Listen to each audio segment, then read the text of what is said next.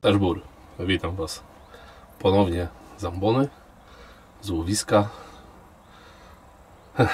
Tak jak temat, jak gdzieś poluję ambonowo, to zawsze się staram jakiś temat poruszyć. Ostatnio jeden z ostatnich tematów, który poruszyłem, był temat składki do PCD.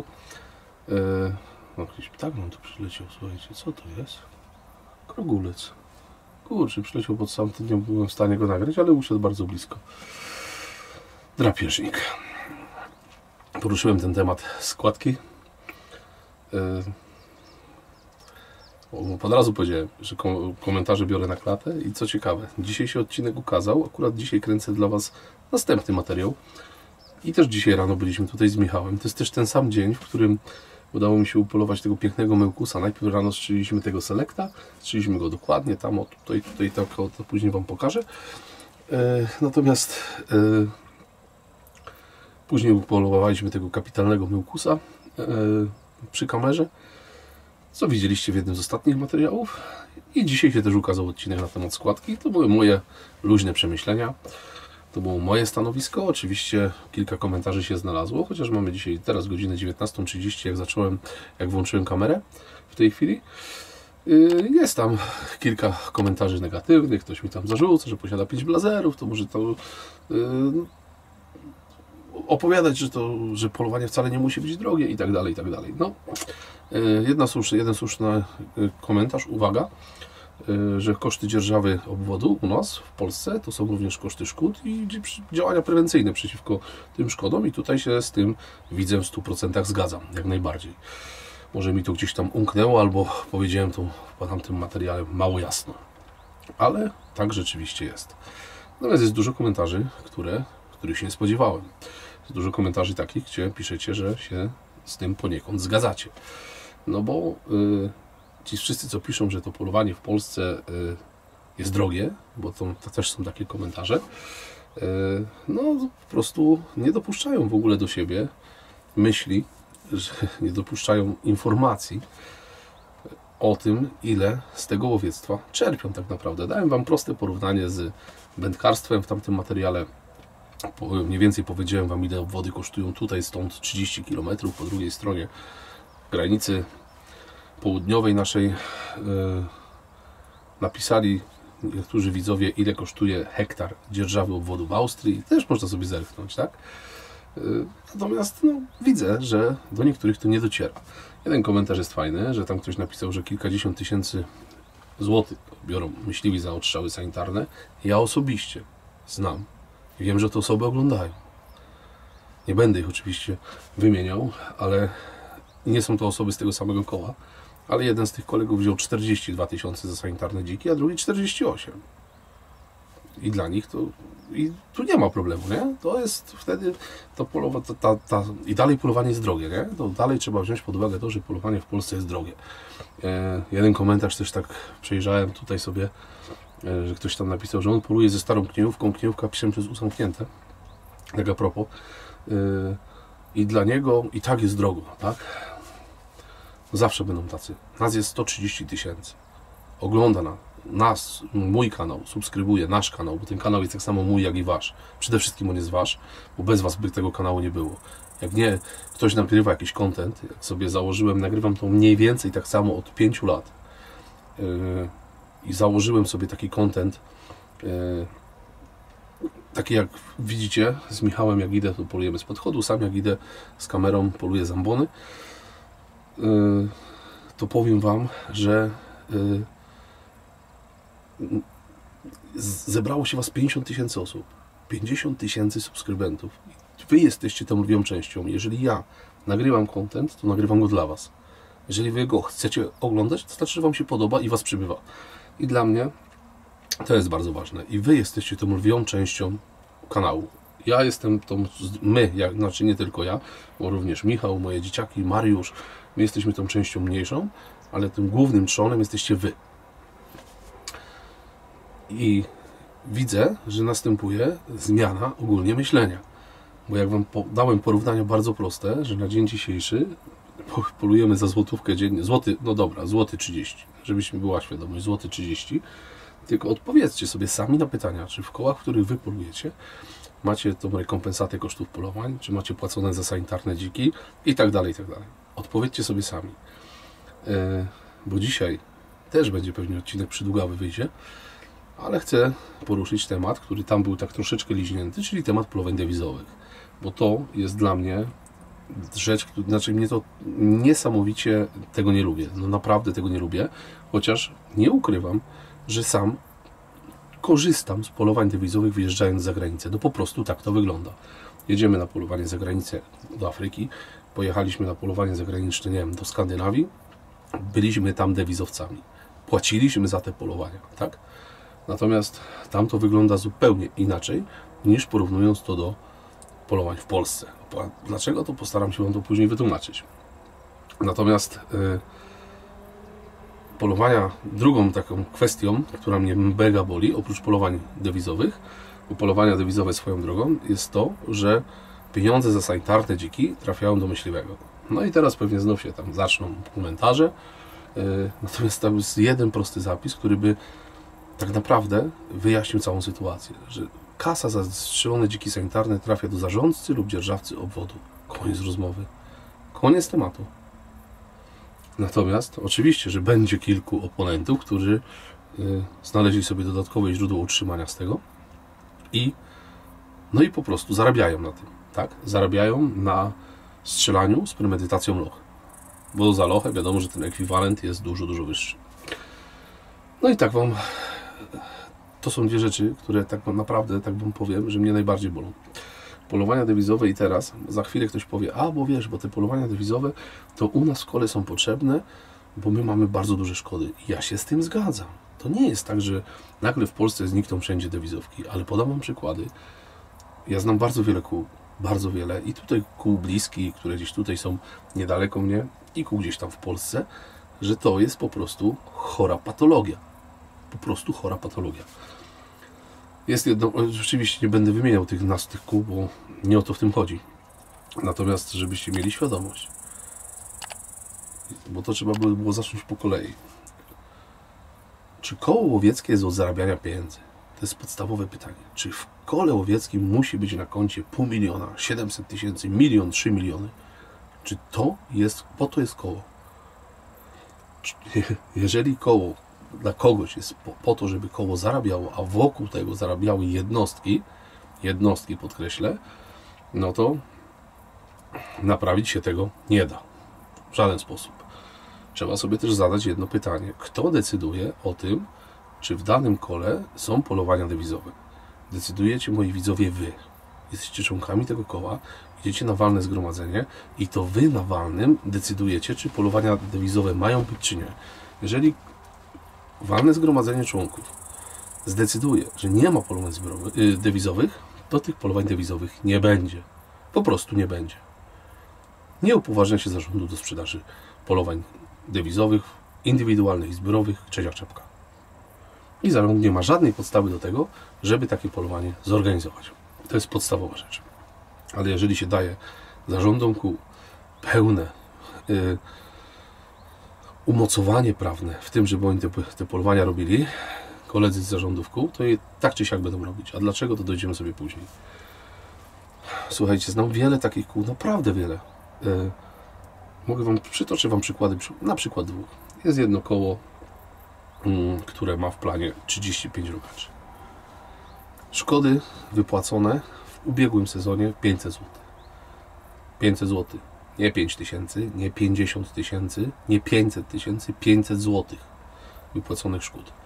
Oprócz 35 rogaczy ma oczywiście tam 45 kóz z koźlakami, z koło setki dzików, może nawet trochę ponad setkę, 100 jeleni, rozumiecie?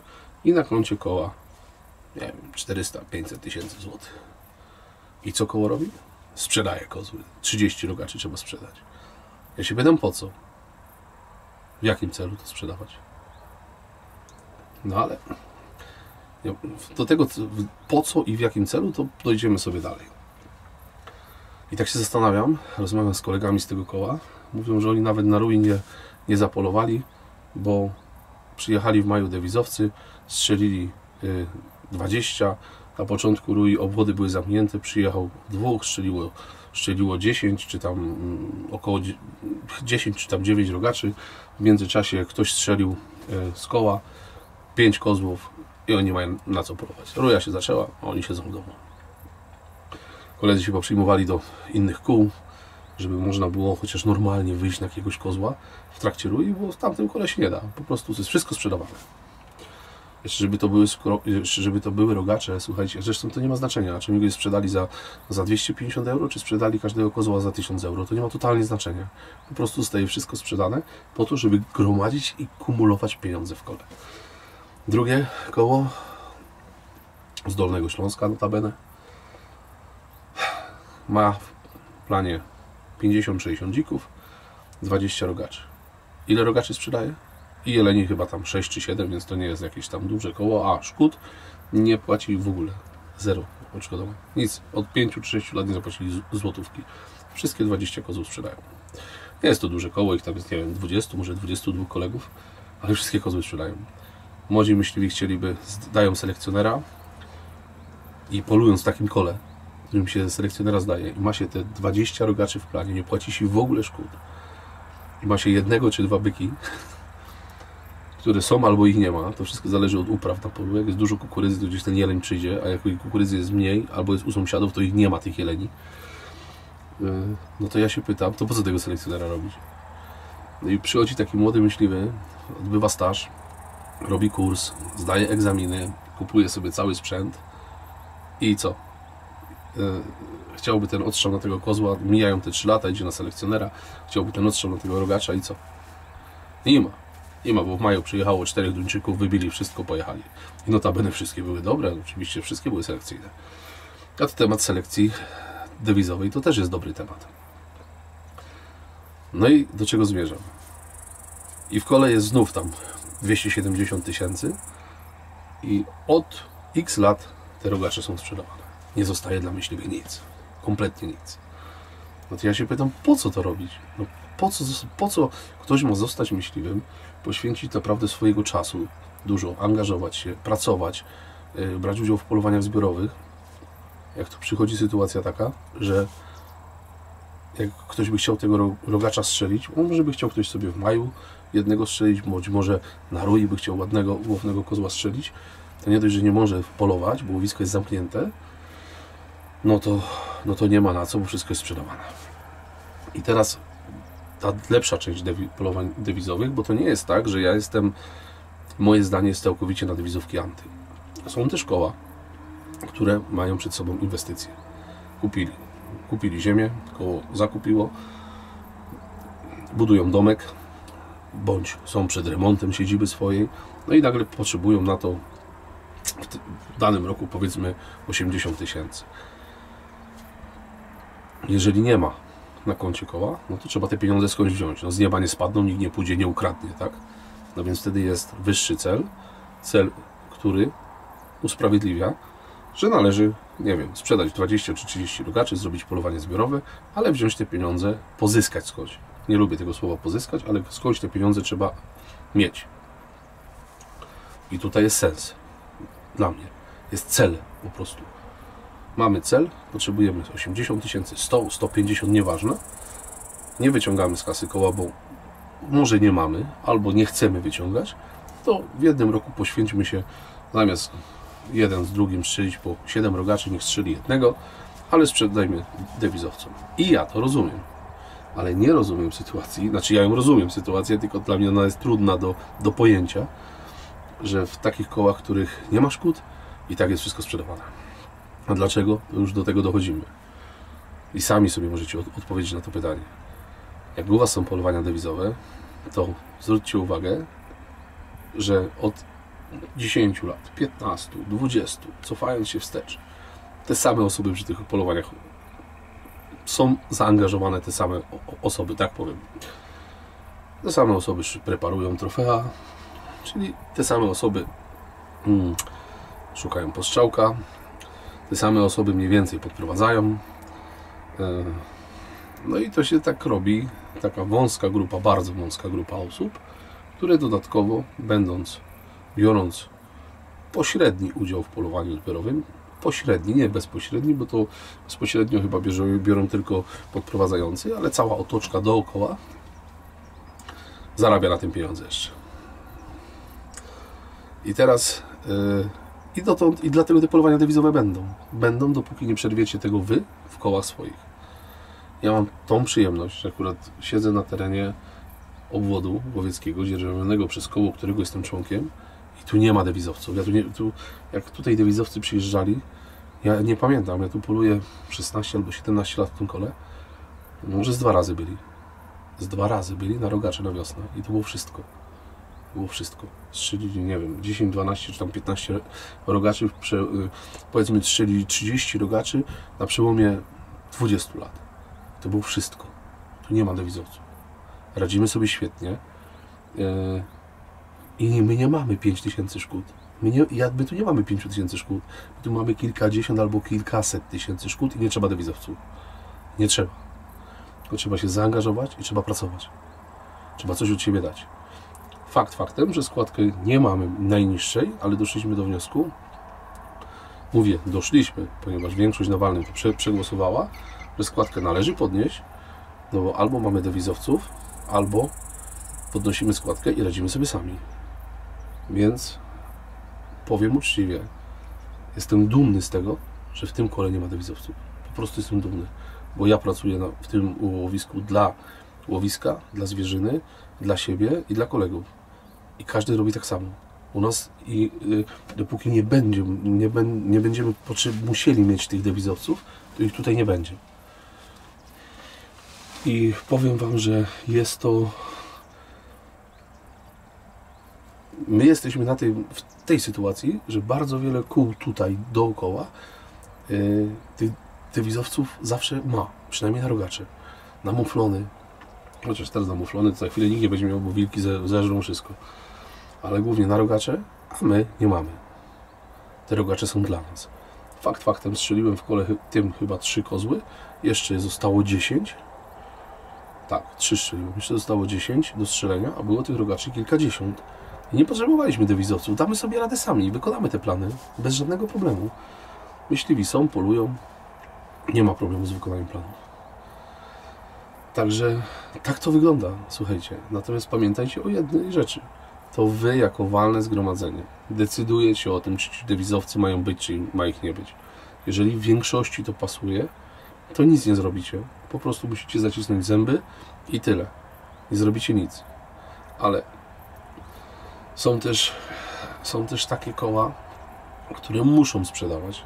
I ja to doskonale rozumiem, bo mają szkody na poziomie 500 000 albo większe. I muszą sprzedawać. Tylko tutaj należałoby troszeczkę popatrzeć w taką najświeższą historię. Dlaczego mają szkody 500 000? Bo populacja zwierzyny rosła. A dlaczego rosła? No bo się nie wydawało myśliwym odstrzałów, bo przyjadą dewizowcy. Rozumiecie to? Też znam takie koła, znam je bardzo dobrze, że myśliwy dostawał na odstrzale 2 dziki na obwód i mówi, to masz do października, w kwietniu odstrzał dostał, masz tu 2 dziki, więcej ci nie dam, bo my mamy 8 czy 9 polowań zbiorowych dewizowych i ci dewizowcy muszą mieć do czego strzelać. To jest absurd, głupota niewyobrażalna. Ale tak jest. Tak, słuchajcie, jest. I wstrzymywało się myśliwym odstrzały na zwierzynę grubą, głównie, bo to nie tylko dotyczyło dzików, w okresie wegetacji roślin, kiedy te szkody były największe, bo tłumaczenie było takie, no będą szkody, one zrobią szkody, ale będzie dewizówka, zarobimy, zapłacimy. No, myślenie biznesowe level hard. To jest już super hard. Natomiast i takie koła też są, moi drodzy, i takie koła też są. I ja takie koła, mogę Wam powiedzieć, że ja takie koła znam, tak? Miałem okazję w takich kołach polować. Znaczy, nie byłem nigdy członkiem, ale na zaproszenie. I im więcej tych dewizowców dopuścimy, im więcej osób, no bo poczuje kasę, że można z tego po prostu jeszcze sobie dorobić, to już tych dewizowców nie wypędzicie. Nie wypędzicie ich. Biura zarabiają wszyscy, ale oprócz biur zarabiają jeszcze wszyscy dookoła. I teraz też oczywiście będziecie pisać w komentarzach, że to nie do końca tak jest, bo to wiesz, bo to lepiej sprzedać, jak dołożyć coś od siebie. I tam jest taki komentarz pod tym odcinkiem na temat składek. Poczytajcie, bardzo rozsądny, fajny komentarz, taki szeroki, gdzie napisał jeden z widzów, że my mamy taką mentalność. My jak mamy coś od siebie dać, to wolimy nie dać, tylko coś sprzedać. Co nie jest nasze. Tak, znaczy tak nie jest nasze w cudzysłowie, tak? Bo ja tam tego kozła nie muszę szczelić, przyjedzie Helmut i Helmut go szczeli i będziemy mieli 1000 zł z tego kozła, a finalnie nie podniosą składki w kole. Niech tak będzie, mówił, to zawsze tak było, to i tak dalej będzie. Ale to nie tędy droga, naprawdę. Jest tam też kolegi Przemka komentarz, który zaznaczył wyraźnie, że 10 lat polowań dewizowych, czy 15, już nie pamiętam, możecie przeczytać, doprowadziły do tego, że już nie ma na co polować. Po prostu te rogacze, które są, to jest najgorsze siano zostało.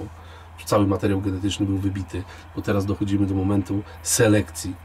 Po prostu mnie to bawi i śmieszy. Mnie to cała ta selekcja, która ostatnio przeczytałem artykuł, nie pamiętam, czy w Łowcu, czy w Braci, był opisany artykuł na temat właśnie prowadzenia selekcji wśród rogaczy.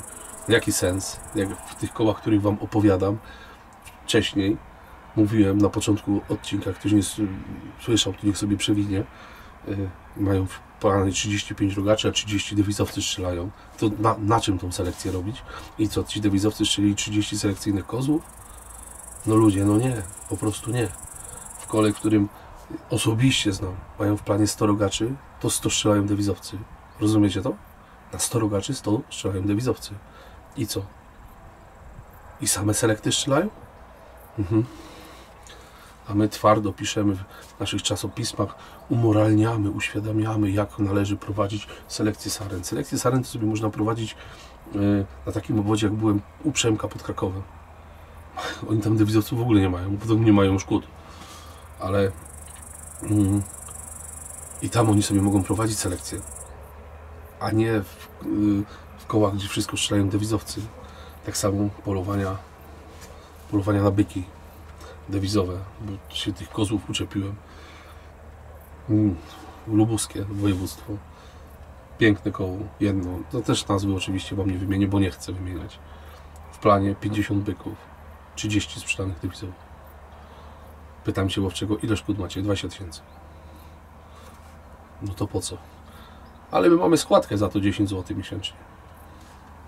Ale mówię, to dalej mi się nie spina. 20 000 szkód, dzierżawa obwodów, przychody z tusz, jakaś tam gospodarka i musicie sprzedawać?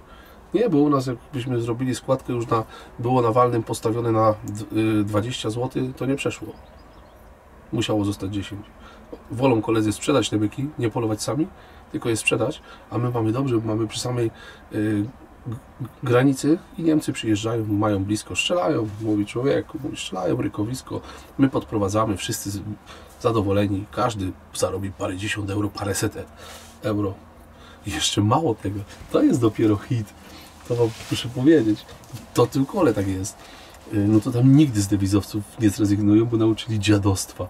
Tam każdy, kto podprowadza pod byka, czy pod rogacza, to oprócz tego, że dostaje za to podprowadzanie chyba, nie wiem, powiedzmy tam 100 euro za dzień, czyli tam zwroty, koszty za paliwo i tak dalej, to dostaje 20% wartości tego trofeum, które strzeli i jest wpływ do koła. Przykładowo ktoś strzela byka za 10 000 złotych, to z tego myśliwy, który podprowadzał, ma jeszcze 2000. To jest absurd, po prostu to jest absurd. Jeden wielki, to już jest, to jest nauczone takiego dziadostwa, że w takich kołach nie ma możliwości, żeby tam zaprzestać dewizówek, bo tam myśliwi są gotowi się pobić na walnym. Jeżeli on potrafił sobie podprowadzić po 2-3 byki i on w ciągu jednego miesiąca zarobił 5 czy 6 tysięcy. Ale tak to funkcjonuje. I dzisiaj mi ktoś powie, albo będzie mi pisał, że polowanie w Polsce jest drogie. No po prostu pusty śmiech mnie ogarnia. Naprawdę. Naprawdę. Ale tak te dewizówki wyglądają. I z tą selekcją jest tak samo. Akurat w tamtym kole to strzelają byle większy, byle cięższy był, bo więcej dostanę. Także tak to wygląda i my musimy się z tym nie wiem, pogodzić, może nie. Ale jeżeli chcecie cokolwiek zrobić, i ja mam, to już wam powiedziałem, ja mam to, że u nas tych dewizowców nie ma i oby ich nie było, bo to decyduje tak naprawdę walne. Ale na razie, na dzień dzisiejszy tych dewizowców nie ma.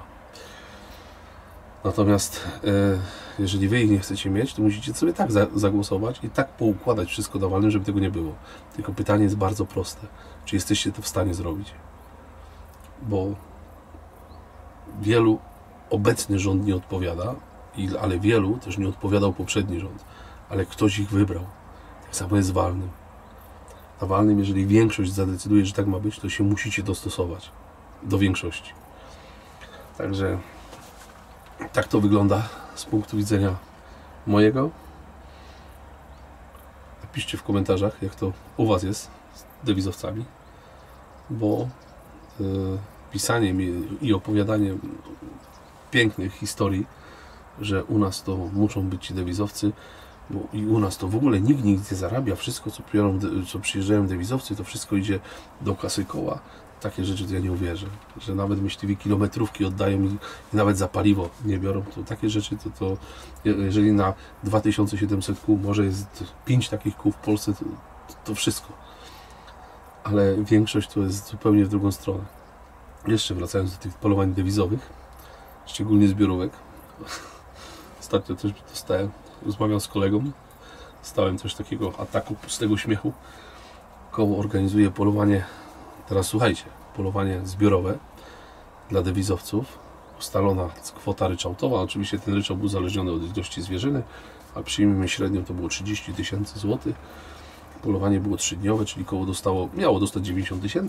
Tam były osobno byki płatne. Słuchajcie, jak było tych sztuk na pokładzie więcej, grubej zwierzyny oczywiście, no to ta kwota była wyższa, nie?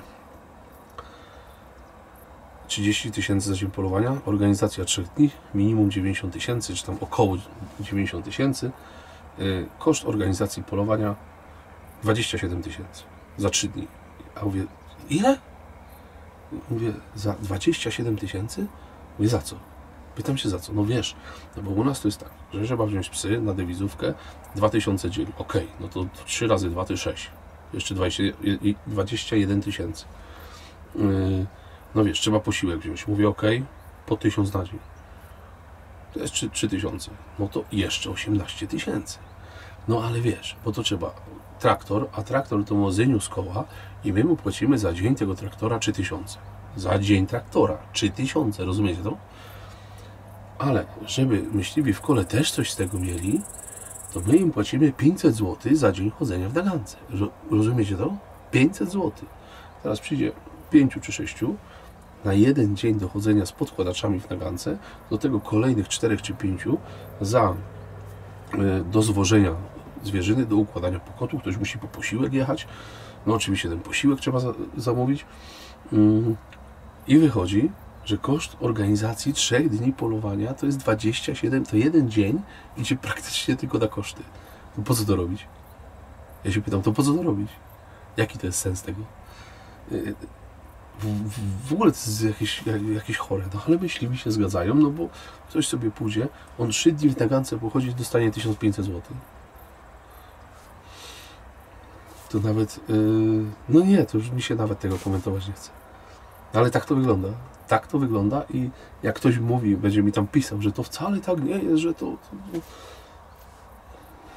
nie ucz ojca dzieci robić przenośnie i dosłownie, człowieku. Bo wiem, jak to wygląda. Bardzo dobrze wiem, jak to wygląda. Pomijam już tematy jeszcze takie grubsze, bo to nie ma co mówić publicznie, ale tak to jest. I dokąd będą dewizowcy przyjeżdżać, dotąd będziemy się sprzedawać. I tak jak zniszczyło łowiectwo, bo teraz wszyscy powtarzają, że łowiectwo to zniszczyła termowizja, noktowizja. Nie. Łowiectwo zniszczyły pieniądze za dziki sanitarne. Nie termowizja i nie noktowizja, naprawdę. Bo jakby pieniądze trafiały do koła, a nie do myśliwego, to przede wszystkim tej termo i noktowizji byłoby mniej, bo ludzie kupowali termo, noktowizję bardzo często na raty, a raty spłacali lochami. Taka jest prawda. Także jakby za dziki nie było płacone, to nikomu by się nie bardzo chciało jechać. A dzisiaj pierwsze, co myśliwi jadą, jak dostaje się odstrzał sanitarny, to ci, co w ogóle do lasu nie jeździli, to nagle są, nie wiem, jak manna z nieba spadli. Oni już w lesie siedzą. Już jest wpisany dzik na odstrzale sanitarnym. Później jak przychodzi nagle polować na łanie, na kozy, to ich nie ma. Po co? Ja słyszę tylko teksty, że ja to jak chcę strzelę, rozumiesz, te 3 dziki sanitarne, to ja mam zapłacone składki i roboty, ja nic nie muszę robić. I ja do łowiectwa nie dokładam. I to jest właśnie stała gadka. Ja do łowiectwa nie dokładam. A mój dziadek świętej pamięci powtarzał jedno. I zapamiętajcie sobie to, drodzy widzowie, bo to się sprawdza.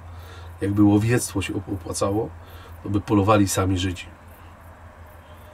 Więc to tak gwoli ścisłości. I od razu uprzedzając, osobiście ja tutaj na wszystkie polowania w tym sezonie, gdzie już dziki sanitarne mamy wykonane, tu na tym obwodzie są dawno wykonane, na tym drugim zostało jeszcze kilka, strzeliłem jednego sanitarnego dzika. Jednego sanitarnego. Żebyście mieli świadomość. Jednego sanitarnego dzika strzeliłem. A w drugim kole, tam co jestem za drogą, tam jeszcze sanitarnych jest z 70 albo 80. Strzeliłem tyle. 0. Ani jednego. Ani jednego sanitarnego dzika nie strzeliłem. Więc uprzedzając właśnie te komentarze, to wam mówię. Tu strzeliłem jednego, jeszcze do tego chłopczyk, żeby nie było niejasności. Do tego płeć męska. A na tamtym, na sąsiednim, na drugim kole moim, tam po drugiej stronie, stąd do granicy jest 700 metrów. 0. 0 dzików sanitarnych.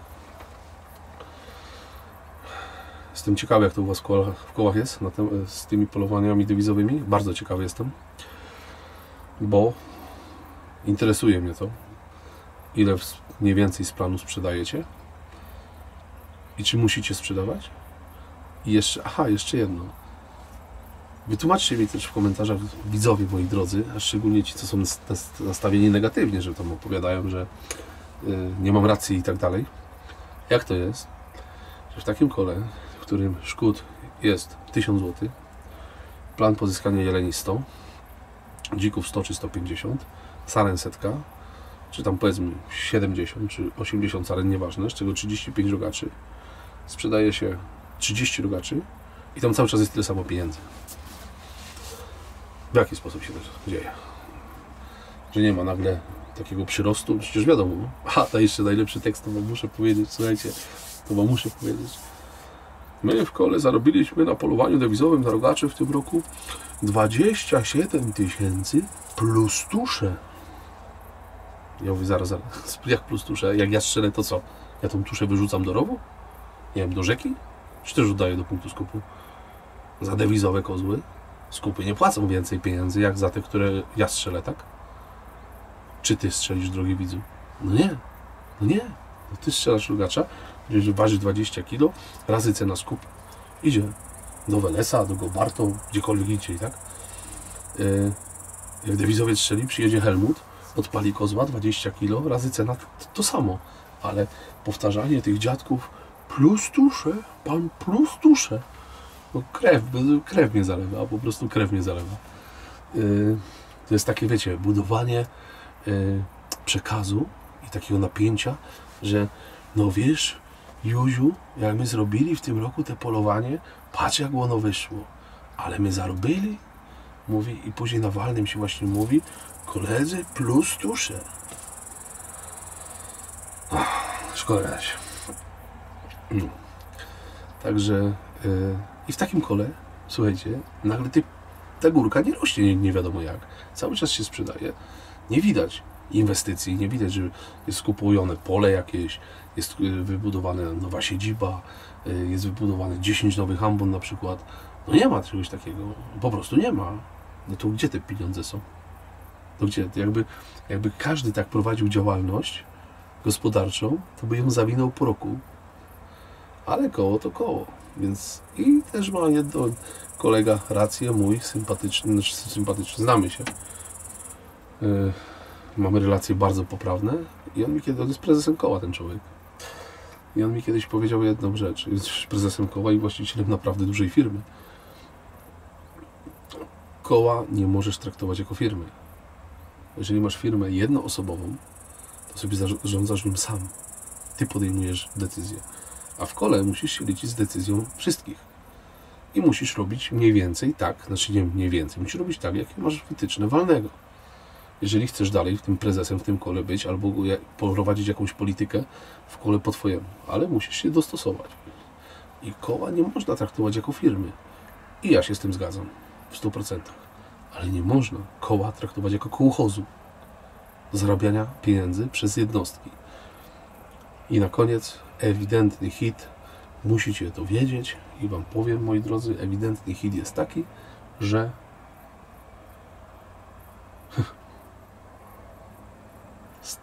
hit z walnego. Jednego z tych kół, który cały czas właśnie kumuluje pieniądze, bo ma tych pieniędzy sporo, dużo sprzedaje. Wstaje, powiedzmy, pan Mieciu i Mieciu mówi: koledzy, bo mamy już tyle pieniędzy w kole, ja tu jestem 40 lat członkiem, że zgłaszam uchwałę do przegłosowania o wypłatę dywidendy. Każdemu myśliwemu, żeby się należała dywidenda. Mówię, ręce opadły już. To jest historia autentyczna z walnego zgromadzenia z tego roku. Władze w kołach się mocno pozmieniały.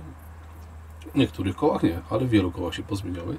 Mamy przewrót na ludzi młodych. Trochę to wymusiła sytuacja postępowa. Zmieniło się dużo. Wiele przeszło z papieru na elektronikę. Od książki, kontaktów z różnymi instytucjami. Starsi koledzy po prostu się wycofali, bo nie nadążają za tym. Ja to rozumiem. Wzięli to młodzi.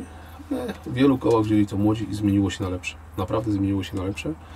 I nagle się okazało, że po 40 latach, jak dewizowcy przyjeżdżali, to przestali przyjeżdżać. I nie ma dewizowców, są pieniądze i nie ma szkód. Jakim cudem? Kadencyjność, moi drodzy. Kadencyjność PZL. Kadencyjność. Temat się rozwiąże. Naprawdę się temat rozwiąże. Można to oczywiście odpowiednim zapisem rozwiązać, że w przypadku, jeżeli myśliwy członek zarządu pełniący swoją funkcję przez 2 kadencje otrzyma 2/3 poparcia myśliwych, no to wtedy można mu tą kadencję kadencję o jeszcze jedną przedłużyć. A jeżeli nie, kadencyjność. Problem się rozwiąże, układy znikną. Najprostsze co może być. Kadencyjność. Nie ma nic prostszego. Wyjdzie zwierzyna, to do was wracam. Dzisiaj polujemy za TN-em, z Marsem. Także sobie coś wam ponagrywam. Mam nadzieję, że coś nam tu wyjdzie. Słońce już zachodzi, więc wracam do was, jak będzie zwierz. A komentarze czekam i chętnie je sobie poczytam. Także myślę, że jeszcze się zobaczymy. Zmieniając jeszcze trochę temat z tego takiego, no co tu dużo mówić, mało przyjemnego odnośnie tych nieszczęsnych dewizówek. Chciałbym powiedzieć parę słów na temat tego ATN-a Marsa, bo dostałem go na testy. Nie to, że go dostałem w prezencie, bo muszę spakować i odesłać, ale firma ATN się odezwała do mnie i poprosiła, czym nie pokazał tego większej rzeszy osób. Więc był jeden odcinek z ATN-em, tam sporo ponagrywałem jeleni wam. Dzisiaj się wybrałem miejsce, gdzie teoretycznie powinny nam być dziki, bo rano było tutaj masę świeżych tropów i może się uda coś z niego upolować. Natomiast pokrótce chciałbym wam pokazać, że jak on wygląda. No, nie jest mały, nie? Jak widzicie, to cała ta część jeszcze jest fajnie znośna, mała, ale ta tuba tutaj jest, gdzie mamy okular, podejrzewam wyświetlacz i tak dalej. Nie znamy to dokładnie szczegółów technicznych, więc jak ktoś tam potrzebuje technikę, to sobie wygoogluje. Natomiast nie jest to urządzenie małe, nie jest to urządzenie lekkie, ale startowe powiększenie mamy razy 4 przy matrycy 1280, więc tej najwyższej. To jest ten model z tą matrycą najwyższą, jest to Mars 5XD. Będziecie mogli zobaczyć, myślę, że wam się to wyostrzy. I samo urządzenie nie jest małe, nie jest lekkie, ale obraz w nim jest naprawdę dobry. Mamy duży wyświetlacz, mamy menu w języku polskim i mamy bardzo dużo funkcji.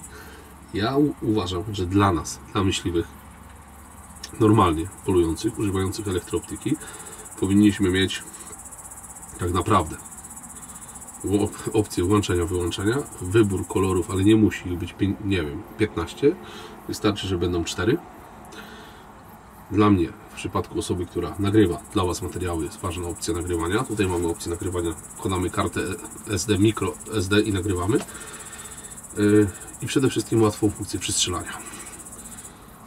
Te funkcje to urządzenie oczywiście posiada. Ma fajny zoom. Zoom tutaj operujemy na tym panelu. Jest on bardzo intuicyjny. Opcja nagrywania z lewej strony, włączanie, pierwszy guzik i wyłączanie. Natomiast jak się zagłębić w to urządzenie, to tych funkcji tam jest tyle, że no to jest mi jako normalnemu użytkownikowi one są potrzebne przeciętnie, że tak powiem, ale one tutaj są. Nie opowiem Wam o każdej tej funkcji, bo po prostu ja ich nie używam. Włącza się to w miarę szybko, możemy go dać stan uśpienia. Ktoś kiedyś napisał, że w komentarzu chyba pod pierwszym odcinkiem z ATN-em, który robiłem dla Was, napisał, że jest bardzo prądożerny. Powiem Wam, że nie zauważyłem tego. Mam go naładowanego prawie na full, chyba na full, jeszcze go nie włączałem. Natomiast ostatnio jak go wziąłem, to nie wiem, w 4 godziny w łowisku zjechało 30 kilka procent baterii, więc zostało ponad 60, więc nie uważam, żeby to było jakoś bardzo prądożerne urządzenie. Natomiast fajnie, że jest on na tubusie, jak luneta, na obejmy montowany, tylko wymaga w moim odczuciu, przy moim składzie, troszkę dłuższego montażu. Czy jest to szyna Picatinny, czy będzie to montowane na przykład na blazerze, czy na zauerze, to już nie ma znaczenia, ponieważ blazer i zauer mają te same montaże, na tej samej zasadzie montaże siodłowe. Gniazda z blazera zostały przeniesione na zauera, na model oczywiście 505. No to tutaj trzeba tą podstawę tego montażu mieć, tak Wam pokażę. Trzeba mieć po prostu dłuższą, ten cały wózek. Uważam, że sprzęt jest naprawdę niezły. O, wyszła nam zwierzyna. Już Wam pokazuję. Ja Wam tu gadam, a tu nam zwierzyna wyszła. Wyszła nam Daniela. I to byki. Lubię Wam pokazywać zwierza. Może je ponagrywam tematem.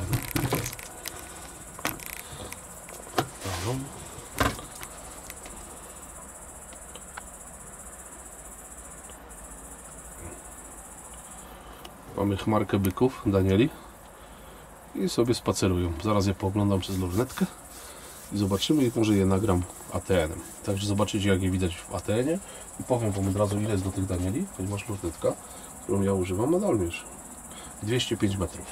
Więc zaraz zobaczycie, jak na 200 metrów. Później, jak to będziemy montować, to wstawię Wam materiał z ATN-a.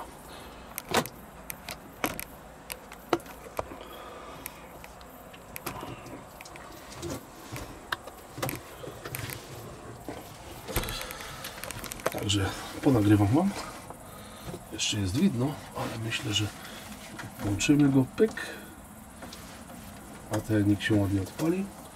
Już sobie cyka. Jest gotowy, także spróbujemy ładnie ponagrywać.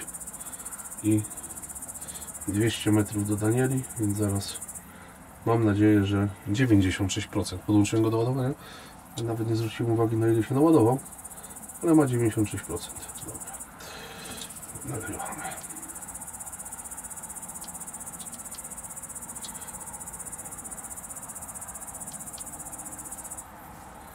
Stawimy ostrość.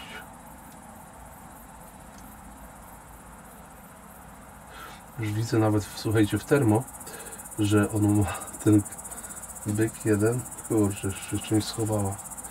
Jeden został. Ma głębokie wręby. Część mi się schowała tam za enklawę, ale ten jeden jest. Więc zaraz go wam powiększymy sobie.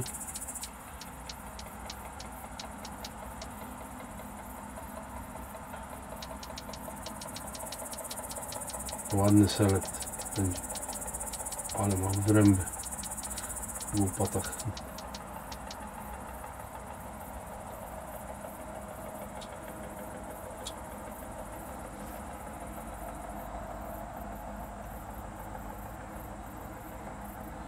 No nie jest źle, moi drodzy.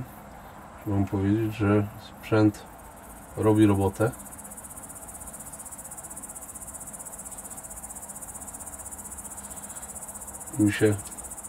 Mi ten ATN pasuje, no. Nie ukrywam. Jakoś tak mi leży. Szczególnie jakość obrazu. Zobaczymy, jak będzie już całkowicie ciemno. To wtedy zobaczycie, jak to w tym widać. Ja zawsze sobie ustawiam tą krotność na jak najmniejszą, bo nie ma potrzeby ustawiać jej na sporą krotność. Dopiero przed strzałem można sobie przybliżyć.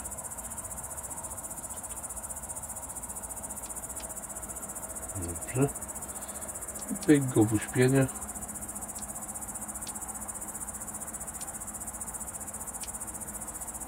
Cyk, dobra.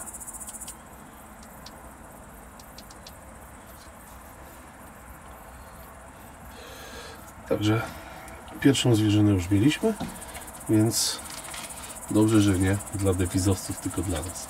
Tych Danieli nie mamy w planie dużo, kilka byków. Nie wiem, w tym roku jest chyba z 7, z 8. Ale są. I dewizowcy ich strzelać u nas nie będą. Mam taką nadzieję przynajmniej. Znaczy na pewno nie będą na chwilę obecną, więc będą dla nas. Przyjdzie bekowisko, to znów pewnie będę Was zabierał na to bekowisko, ale do bekowiska jeszcze trochę czasu, chociaż już czuć jesień. Słuchajcie, bluzę mam w plecaku i będę musiał go za chwilę założyć, bo zrobiło się już naprawdę chłodno. Rano jak już z Michałem wychodzimy na polowanie, to się robi no tak powiedzmy no co Wam powiem, robi się w granicach 4-5 stopni, więc takie chłodne poranki rzeźkie. Jeszcze jedna rzecz. Bardzo serdecznie Wam dziękuję za taki pozytywny odbiór odcinków bez termo i noktowizji. Ja też chcę tak polować, też chcę nagrywać te odcinki dla Was w ten sposób, więc jak widzicie, będzie tych odcinków więcej. Odcinków, kiedy my wychodzimy z Michałem rano o świcie, no nie jest to łatwe, wstawanie, jak to Mariusz mówi, w środku nocy. Czekajcie, postawię ten sztucer. Niewygodnie. Wiecie, że ja go jeszcze nie załadowałem. Zaraz wyjdą dziki, ja będę ładował, ale na to mam czas. W każdym bądź razie powiem Wam krótko. Ja też wolę patrzę, czy to nic nie wychodzi. Wolę nagrywać dla Was odcinki w dzień, szczególnie rano, ponieważ rano się naprawdę dużo dzieje. W tym odcinku, gdzie udało mi się upolować widłaka już na powrocie, to był przepiękny odcinek, przepiękny materiał, mi się strasznie on podoba. Uważam, że jest to jeden z lepszych materiałów, które dla Was zrealizowaliśmy. I dziękuję Wam tutaj w imieniu całego zespołu za tak fajny, pozytywny odbiór, za taką dużą ilość komentarzy. No bo my też tak chcemy dla Was nagrywać. Ja też bym chciał całkowicie nagrywać tak dla Was, tylko że weźcie pod uwagę jedną rzecz i naprawdę to jest bardzo ważne, żebyście to zrozumieli. Nie jesteśmy w stanie na przykład przy typowo nocnych polowaniach na dziki, no inaczej tego nagrać jak z tej noktowizji czy termowizji. No nie ma innej możliwości. No po prostu kamera, którą teraz mamy, Michał by to wiedział dokładnie, jakiś Sony A7 za kilkanaście tysięcy złotych, taki no wypasiony, ale to jest do nagrywania w dzień, z obiektywami wymiennymi. Są super ujęcia, one nam się bardzo podobają, mi to szczególnie się podobają, ale są to, słuchajcie, co kuknę, zobaczę tam takie trawy są wysokie. Te ujęcia mi się bardzo podobają, można wyciągnąć z tego naprawdę dużo i one są dużo lepsze niż ujęcia cyfrowe z termowizji, ale no nie, to nie jest sprzęt do nagrywania w nocy, tak? Jak się wybieramy na te nocne dziki, a myślę, że niedługo się znów wybierzemy i znów zobaczycie możliwości różnego sprzętu, to też dla Was jest tak, jeżeli chcecie sobie obejrzeć, jak w danym sprzęcie widać, to zawsze możecie to zobaczyć na YouTubie, włączając odcinek nasz, natomiast pamiętajcie o jednej rzeczy, że to, co Wy widzicie na ekranach swoich, jest zawsze gorszej jakości niż bezpośrednio patrząc w urządzenie. Pamiętajcie o tym. Dobra, to tak pokrótce. Pewnie odcinek znowu wyjdzie długi, no ale bywa i tak. Ale różne tematy trzeba poruszać. Taki jest content. Jeżeli komuś nie podoba się content, który jest, to naprawdę ja nie zmuszę do oglądania. naprawdę nie zmuszam, ale cieszę się z tego, że jest Was 50 000. Cieszę się z tego, że Was przybywa, że nie ma dnia, żeby nie przybywały subskrypcje, za co Wam bardzo dziękuję, ponieważ my mamy taką motywację. Nie ma lepszego kopa i lepszej motywacji jak oglądalność. Nie ma. Wtedy my widzimy sens wstawania o tej 3 rano i pójścia i praktycznie każdego polowania naszego nagrywania. Dajemy Wam 2 odcinki w tygodniu, czasem 3, co daje nam minimum, słuchajcie, no minimum 8, 9, 10, a nawet 11 odcinków w miesiącu, albo i 12, były takie miesiące. Staram się Wam pokazywać jak najwięcej zwierzyny. Wiadomo, że jak poluję indywidualnie, polujemy z zasiadki, indywidualnie, poluję sam, polujemy z zasiadki. Jak z podchodu, no to zawsze z Michałem. Ja wtedy się wyłączam. Michał wie, co ma nagrywać. Ja się totalnie wyłączam. Pokazujemy Wam polowania na różnych kontynentach, w różnych krajach. I jeżeli ktoś to potrafi docenić, to dziękuję Wam za to. I przede wszystkim tą wdzięczność moją no, nie jesteśmy w stanie w inny sposób przekazać, jak nagrywać dla Was kolejne materiały. A subskrypcja, która Was nic nie kosztuje kompletnie, nam pomaga i ten zwykły komentarz, wystarczy tam napisać dashboard, no cokolwiek, no zawsze te algorytmy szukamy trochę i idziemy wyżej. Kolejny stopień do góry. Dobra, także polujemy dalej. Jak znów coś wyjdzie, to znów Wam pokażę. Słuchajcie, jest wataha razem z jeleniami. Jest około 30 jeleni i w środku są dziki. Nie do podejścia, to nie ma szans, żeby je podejść. Po prostu te jelenie się spłoszą, zabiorą te dziki ze sobą. Tym bardziej, że wiatr wieje prosto na nie, one są przy samej głównej drodze. No coś tam żerują, tam jest niedokoszony groch po prostu. One są na tym grochu, nieskoszonym. Ale nic, zejdziemy i pójdziemy z drugiej strony zobaczyć. Coś tam Wam ponagrywałem ATN-em, zresztą widać w termo. I do tych dzików to jest, słuchajcie, około 600 metrów. To nie jest tam 200, tylko tam jest 600 metrów do nich. No ale szanse na podejście zerowe praktycznie. Myślę, że to nie do zrobienia są te dziki. Zejdziemy, pójdę zobaczyć z drugiej strony. Także zdjąłem sobie już wszystko z ambony. Część gratów zostawię koło drabiny. Wezmę tylko pastorał, sztucer i pójdę zobaczyć z drugiej strony. Może tam coś będzie. Także pewnie za chwilę się będziemy widzieć. Tutaj jeszcze na końcu ponagrywałem Wam zambony jelenie, które zaczęły wychodzić. No zobaczycie, szczególnie nagrywam Wam to, żebyście sobie ocenili sami, jak w ATN-ie widać. Będą jeszcze oczywiście nagrania z Findera z FH50R od Infireya, dlatego że teraz używam go jako spotera.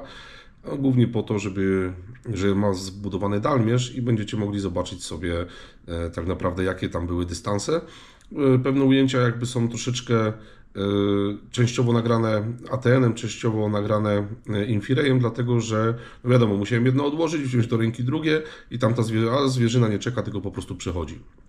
Ale tutaj macie na dystansie, te jelenie są na dystansie około 350 metrów, od 300 do 350 metrów. Wyszły już na pole, tutaj był dystans około 250 metrów do nich i one sobie tutaj spokojnie spacerują. To jest pole po grochu, tam gdzie one idą, ten groch był nieskoszony. I był bardzo zachwaszczony, ponieważ był to groch na zielony, nie był to groch typowo taki jak używamy do grochówki, tylko na zielono do puszek i tam kombajny nie były w stanie skosić na szczycie, bo tam było zachwaszczenie. I cała ta chmara jeleni, nie tylko jeleni zresztą podążała sobie spokojnie w tamtą stronę, no a ja miałem możliwość ponagrywania Wam je na różnych dystansach.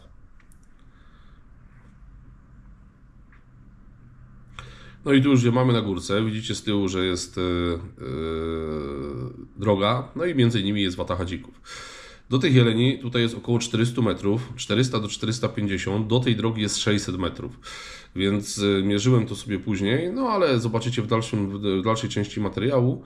Natomiast pokazuję Wam to jako ciekawostkę, żebyście zobaczyli, że po prostu jelenie urzędują razem z dzikami. Nawet się lis tam załapał, możecie go zobaczyć. Jak widzicie, zmieniłem sobie siatkę celowniczą, ponieważ w ATN-ie te siatki celownicze są bardzo, bardzo przyzwoite. Podobają mi się, jak to mój jeden ze znajomych określił, to taki smartfon trochę, jeżeli chodzi o urządzenie, smartfon w lunecie, ale, że tak powiem, tych siatek celowniczych macie naprawdę sporo. I tutaj już jesteśmy na dużej krotności. No i pamiętajcie o tym, że tutaj to jest, ja myślę, że to jest, nie mierzyłem tego finderem, ale uważam, że znając swój teren, no to myślę, że tam jest dystans około 450 metrów. Widać, że są lochy z małymi, widać, że jest chmara jeleni i one się tam spokojnie trzymają, żerują sobie i gdzieś tam będą się powoli przemieszczać, co nie znaczy, że my ich tam nie będziemy szukać, bo zobaczycie w dalszej części materiału, po prostu zszedłem z ambony, obszedłem je pod wiatr i po prostu podszedłem na dystans, który jest zdecydowanie bliżej. Zobaczycie też, jak to widać z findera, bo zacząłem je podchodzić i ponagrywałem najpierw wam finderem, a później z powrotem ATN-em. Przechera, który sobie sznuruje gdzieś tam wzdłuż drogi, ale rozpoznawalność na 450 metrów od razu widać, że to lis, no to znakiem tego, że robotę celownik robi. Tu już perspektywa się zmienia, ja jestem od strony drogi i tu mamy tą watachę dzików, tam w dole jest ambona, na której ja siedziałem i nagrywałem wam poprzednią część materiału, no i tutaj je podchodzę, do tych dzików było tam 170 metrów, natomiast no, udało mi się je podejść bliżej, udało mi się je podejść na dystansie około 70 metrów. No i tutaj już mamy ZTN-a, ja je podszedłem tutaj do tych dzików jest między 70 a 90 metrów. Już nie bawiłem się w nagrywanie finderem, natomiast czy strzelałem? No słuchajcie, nie strzelałem, tak? Jeżeli ktoś czeka na strzał w tym odcinku, to się nie doczeka. Uznałem, że te dziki są po prostu za małe, te warklaki. No lochy, wiadomo, lochy strzelać nie będziemy, więc postanowiłem, że je sobie po prostu tylko i wyłącznie ponagrywam. Natomiast żerują one na tym grochu, no i sobie powoli przechodzą, natomiast w momencie, kiedy zajdą mnie jeszcze bardziej w lewą stronę, no niestety dostaną wiatru i te dziki pójdą. Także nie byłem w stanie dokładnie określić wielkości tych warklaków. Mniej więcej szacuję, że miały poniżej 10 kg, a ja takie dziki to bez sensu strzelać. To jest zupełnie, totalnie bez sensu. 3 lochy, no to wiadomo, że nie ma co strzelić, więc tutaj na dzień dzisiejszy, na chwilę obecną, tam jak byłem, no to uważam, że z tej watachy nie ma dzika, którego mógłbym strzelić. Poza tym te dziki chyba w tej chwili u nas jeszcze nie ma takich fajnych warklaków, bynajmniej ja nie spotkałem warklaków, które mają w granicach tych 15-18 kg. Są one troszeczkę mniejsze, więc muszą jeszcze chwilę poczekać. Natomiast fajna jest jakość obrazu. Pamiętajcie o jednej rzeczy, naprawdę tutaj Was uczulam na to, jak oglądacie materiały, czy u mnie, czy u kogo innego. To, co Wy widzicie na ekranach swoich smartfonów, komputerów, telewizorów, to jest zawsze gorszej jakości niż patrzycie bezpośrednio w urządzenie. Zawsze. O tym musicie wiedzieć. My patrząc bezpośrednio w urządzenie, patrzymy w mały wyświetlacz, mały ekran, natomiast tutaj widać, że ten obraz, który oglądacie na odbiornikach Waszych, jest dużo większy i oczywiście ten obraz został przetworzony przez program, który służy do montowania filmów oraz przez samego YouTube'a. Więc tutaj zawsze ten obraz będzie gorszy, natomiast to nie jest obraz w żaden sposób podkręcany, bo można podkręcać, można się bawić i robić z tego cuda, ale nie o to chodzi. Ja Wam powiem tylko od siebie, że ten celownik ATN naprawdę robi robotę, no naprawdę jest dobry, uważam, że jest bardzo dobry. No i tyle. Mnie tam nie zawiódł, bardzo fajnie się go przystrzeliwało i myślę, że tyle. Do zobaczenia w kolejnym odcinku i dashboard, czekam na Wasze komentarze.